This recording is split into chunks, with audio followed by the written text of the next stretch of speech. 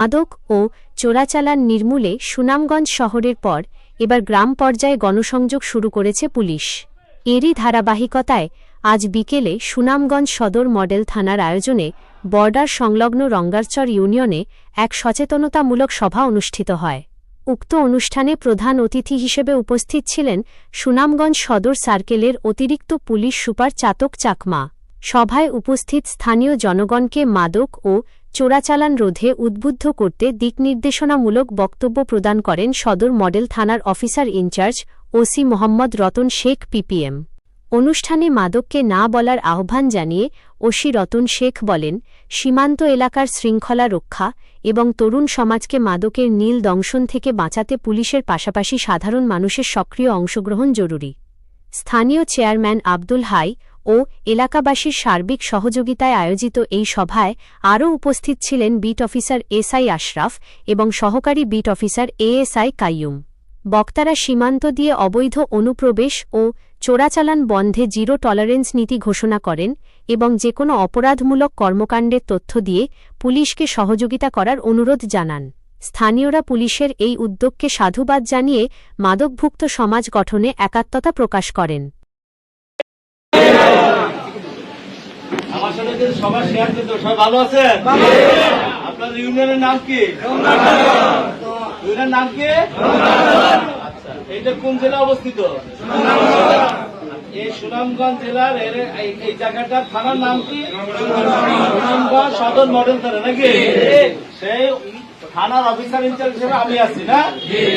আমার যে কর্মকাণ্ড, আমাদের যে মাদকের বিরুদ্ধে যে কর্মকাণ্ড, এগুলোকে আপনারা দেখতেছেন না? আপনাদের কিন্তু আমাদের যে মিটিং এ বারবার শুরু কাছে না, এখানে যে মাদকের যে কথাগুলো আসছে, আমরা কি সবার মাদকের বিরুদ্ধে না?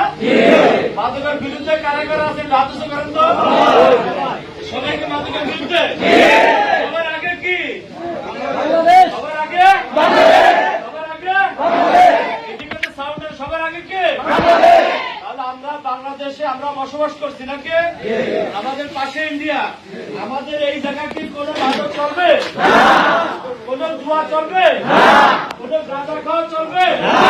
আপনারা যদি 1 পার্ট, আমরা 10 পার্ট, আমরা কয় বাড়বো? আপনারা কয় পার্টের কথা বলছি? আপনাদের 1 পা এগিয়ে আসলে আমরা কয় পা এগোবো?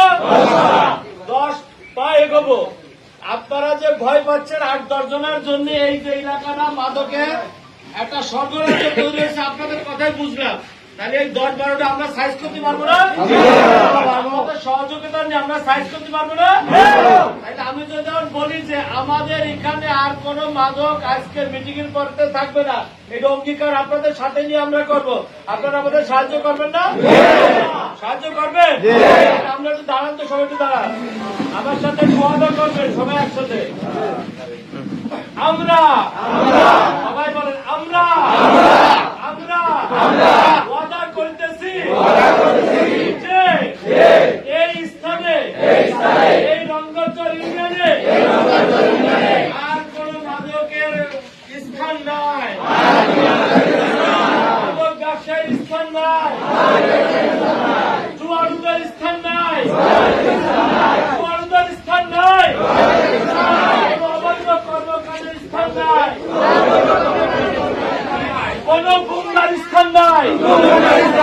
বসে, তাহলে আমার কথা কি শুনছেন ভাই? আমি আইরাম ভাই, আমি দিলাম নাই ভাই, আমি পরিবারে গেছি। কথা দিচ্ছি আমরা,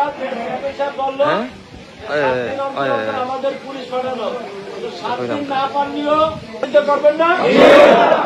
পুলিশকে কারা কারা সহযোগিতা করবেন? হাত উঁচু করে দেখেন। আচ্ছা, আপনাদের সহযোগিতা কিন্তু আমাদের সবার আগে কি বলছি? সবার আগে